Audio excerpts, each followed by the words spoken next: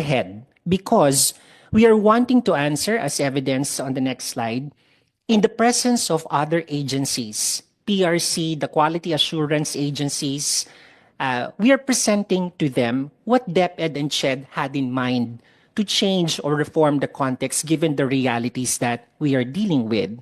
And fortunately, on March 17, next slide please, acting on EDCOM 2's recommendations forwarded about senior high school, 5 items were discussed by the Commission and Bank led by Chairperson De Vera.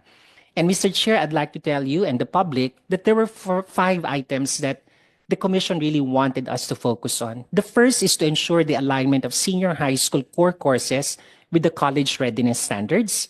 Number 2 is to study the possibility of downloading GE courses into senior high school. The third, as you have mentioned, is to study the elimination, the term really used was elimination, of the bridging programs in college. But aside from eliminating the bridging programs, we found out that some HEIs actually add other extra and unnecessary courses in view of the possible reduction of GE units. I mean, that's a possibility.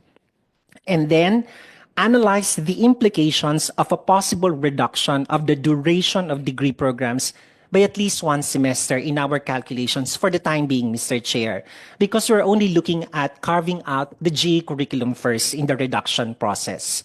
So moving on, a month after, last April 23, during our FGDs, 3 questions framed the way we will approach the relationship of senior high school and higher education.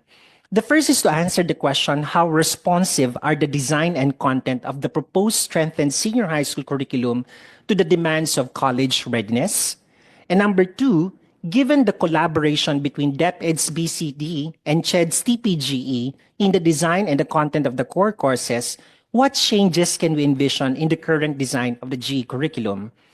And finally, in light of items 1 and 2, what 3 or 5 major issues should CHED address relative to the GE component of higher education degree programs?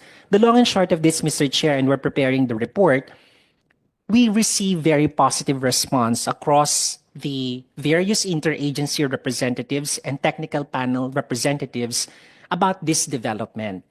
The common response is that finally we are talking in terms of how we align the exit stage in basic education and the expectation of higher education.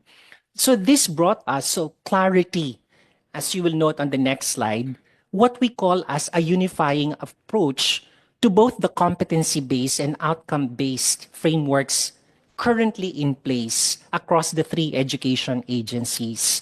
And the co-chair of the technical panel for general education, Dr. Jonathan Makayan, actually underscored that this is a good start for us because we're trying to see how the pieces will fit in as we reform things.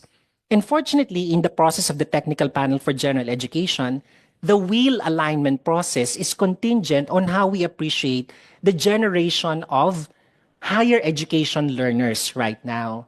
And on the next slide, I will introduce to you the term multi-hyphenates. Our higher education students, actually even senior high school students who are college age, are developing into what we call as the multi-hyphenates. They want to become a doctor musician. They want to become an entrepreneur engineer. Or if they could add another 1 or 2 hyphens, they will do that. Go ahead and ask your nephews and nieces. They might have appreciation of this.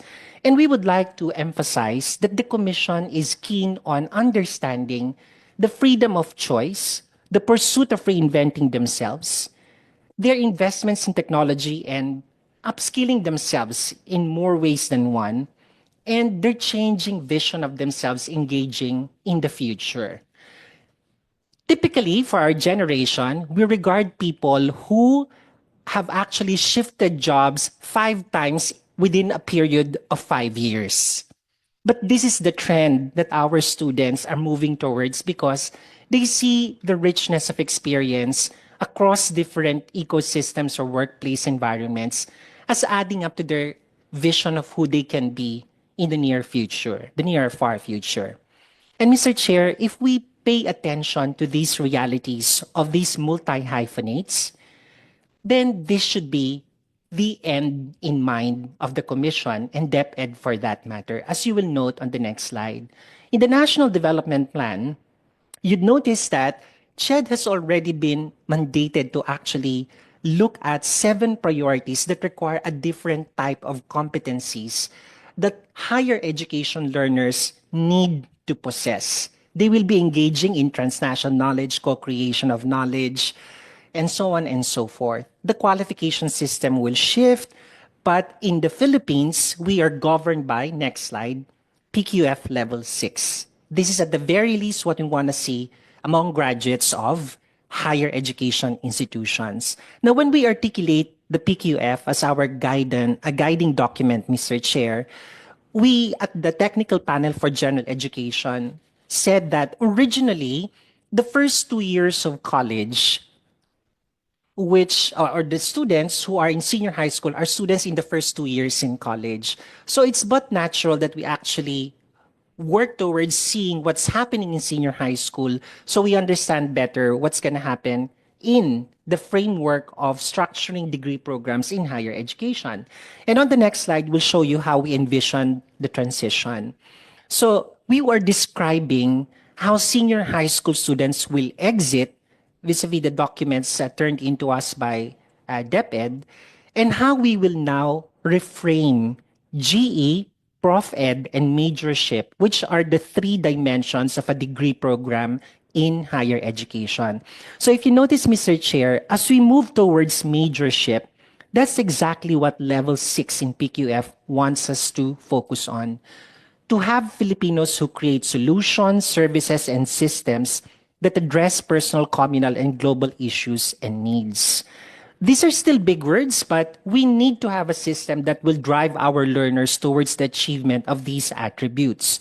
And the way to do that is to map out the curriculum transition model that will help us really decide which ones are necessary, essential, and which ones we could forgo.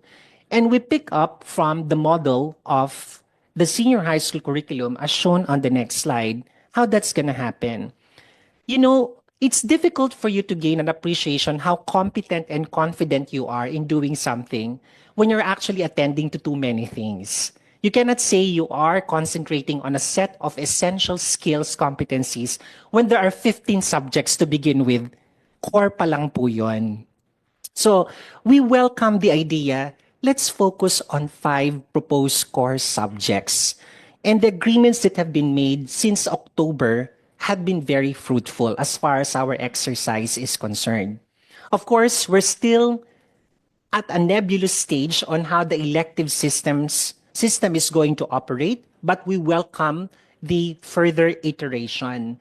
Because if you follow the lifestyle of the and disposition of the multi-hyphenates, this is what they would want to see, that I am not confined in just one strand because I want to experiment on as many things as possible.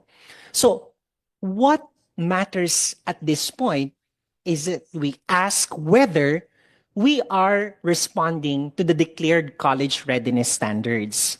Mr. Chair, on the next slide, we're showing you essential details of resolution number 298-2011. So this is more than a decade already. These are the college readiness standards. If you sit down and pay attention to the details of the CRS, these are really enduring characteristics of people engaging in higher education disciplines. But what we would like to focus on, as shown on the next slide, are the real articulations of who are the K-12 graduates that we want to accommodate in the higher education context.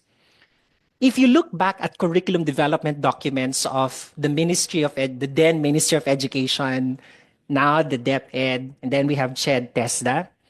Mr. Chair, these are 5 very broad expressions that we all really want to have in place in the first place. So they're not so much immutable as mutable, I would say, because they are enduring competencies which have been designed to become interdisciplinary but broad enough to accommodate a range of perspectives and approaches. We've got all of them in the roster of expectations here. to produce all